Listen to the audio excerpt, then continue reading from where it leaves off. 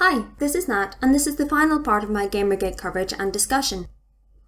I've covered how I feel some are profiteering off Gamergate, whether it is through the promotion of their own books such as Rich Stanton, their Patreon, Bob Chipman, or the perfect storm that is Brianna Wu, with all kinds of everything for sale at the bottom of her continued grievances. I've talked about how members of the games media, the old media, threatened primarily by the growth and attention of new platforms such as YouTube, have orchestrated attacks on competitors. We've seen this with Leigh Alexander's pieces aimed at only one part of a remark by Total Biscuit. It was nothing more than a disingenuous and brutal attack on the credibility of a rival. And I've talked about my more long-term concerns around Patreon as a funding model. Today I'll primarily be talking about where we are and where I think we may be headed. At present it seems that the two sides are locked in a battle to control the narrative of Gamergate. Each side seems battle-weary, but the fast-paced pirouettes and parries have been replaced with a cumbersome slugger's duel, each lunging at whatever perceived fault or weakness they can spy in the other in a bid to score points and win the game. But the narrative has moved beyond them, and at this stage whoever wins we've all kind of lost already. By that I mean games, gamers, and gaming, all of gaming. From development to online interactions and the seemingly simple act of choosing which game to purchase have all been affected by this. I agree that the representation of the diversity of our species as a whole has been poor in games, but I do not think that screaming into the tubes of the internet that this is misogyny and that white cishet male scum are to blame is the best way of going about changing things. If I was a white man, I would feel threatened and aggrieved by the mere chance of birth anyone could make declarations about my character and apparently privileged disposition, particularly when these comments are often led by people in much more financially and socially secure environments, and it must be said, are often white and male themselves. These problems are not recent. Our society is slowly adapting and improving, and to call foul for decades and centuries of poor treatment and to lay blame with the current generation is to blame the shadows for the night being dark. Also, I agree that the gaming press has acted during, and indeed prior to Gamergate in a fashion which is shambolic and clearly lacking in ethical standards. Too many flip between calling themselves journalists when they write, and then fall back to describing themselves as critics merely expressing opinions when the time comes to defend their work. We have seen journalists like Ian Miles Chong state that the idea of ethics in games journalism does not matter as it's only games journalism. There again, when you've been caught relentlessly shilling your own articles on Reddit and have been banned, obviously it comes as no surprise that ethical concerns are not foremost in your thoughts. Groups like Game Journal Pros do little to inspire confidence. It's not the first time I've said it, but I worry when the media are the ones shooting down any talk of corruption in the media. We should worry when everyone has the same front page news. When writers want words to go away, all is not well. Several journalists have been caught with their hands in the cookie jar, either not disclosing relationships which may have influenced their chosen topics, or providing coverage or overtly promoting the creations of those they may associate with. Nothing is sacrosanct. We are free to question and criticise published works, and that includes articles on game sites and anything shouted out into Twitter. However, that does not give us free rein to throw abuse and salacious antagonisms around when we encounter opinions that simply differ from our own. The important word is standards. There needs to be clear expectations and a way for us to interpret how these have been met. The sites which have addressed these concerns and listed their ethical standards have went a long way to repairing the damage that others have caused. Games are being covered by the mainstream media more now than they were before all this. I think that prior to Gamergate this was a bugbear for many of us that any mainstream news coverage was sparse, patronising or accusational in tone.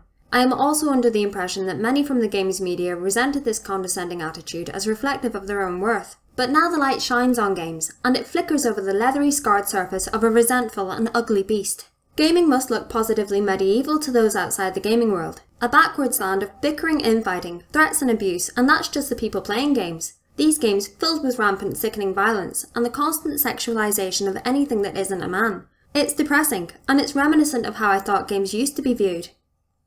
I remember the news stories in the 90s covering the potential risks of these dangerous violent video games. We laughed at it then, but now, 2 years into a new console cycle, and with virtual reality on the horizon, and more games on Steam than you could hope to play in one lifetime, never mind the lineup for the year ahead, and smartphones turning the whole world into potential gamers, well, really we should be celebrating a golden age of gaming, with more variety in the games and ways to game than ever before. Instead, we're talking like 90s news reporters and saying, violence, oh it's so much worse than just the violence. Developers with any sense have either stayed completely silent or have been complicit to the demands of whichever group shouted loudest at them. That doesn't scream artistic integrity at me. It tells me an atmosphere of fear and hate has drenched the gaming world. We all know that fear leads to anger, that anger leads to hate, and hate leads to suffering. Harnessing this awesome Jedi wisdom, I offer you a vision of the future of the world of video games. The quality of the games that are created will suffer, as developers large and small work to neutralize any controversial element to their games in a bid to accommodate the demands of a vocal and often offended public. Work will be toned down, compromised, censored, and blurted out until we're left with an insipid beige gaming paste, a tasteless mulch to chew on. Online communities, particularly those in large multiplayer environments and discussion forums, may be subjected to additional moderation. Neutered and listless, these hotbeds of ideas will weakly wither and die. I had never felt uncomfortable online prior to Gamergate. I met as many perfectly fine people as I did asshats. But now I have found the mere fact that I don't have a penis, nor an American accent, is something that draws negative attention. The gaming press will continue to suffer, more sites will close, more echo chambers will launch seeking funding through Patreon and the like, and we'll return to the days of fact-checking the rumours of that guy on the forum who said his dad worked for Nintendo, because at least he's a more credible source. Independent developers will suffer, as only those who fit the agenda of generous benefactors will be able to successfully build a career in game development. Maybe a few diamonds in the rough will slip through the net, but the free-for-all land rush will end.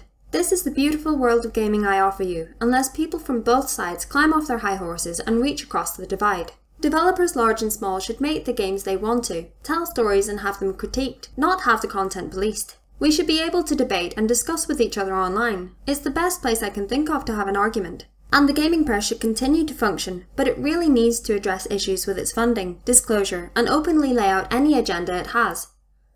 Gamergate will never truly go away. It may change its name, it may morph into something else, but Pandora's box has been opened, and there is no use sticking your fingers in your ear declaring na na na na na, I can't hear you. I would argue that it was opened long ago, that Gamergate is simply the name given to the current movement against ethical violations. Rab Florence, formerly of Eurogamer, retired from games journalism following an article critical of press relations with developers. Jeff Gerstmann was fired from GameSpot for writing a review of Kane and Lynch deemed too negative. And in 2003, the editor and almost every writer for Edge magazine walked out over concerns around ethical standards. Perhaps it is the speed with which the industry has grown that has caught many off guard. Or maybe that is not true. Maybe it's opportunists and ideologues. I suspect elements from both of these are to blame. Regardless, we should always be willing to talk. Or if not talk, to listen. I like different opinions, different ways of seeing the world. After all, that's what diversity really is. We are Dinoslippers USB. If you liked this video, then great, someone actually liked it. Click the wee thumbs up button thingy and let me know.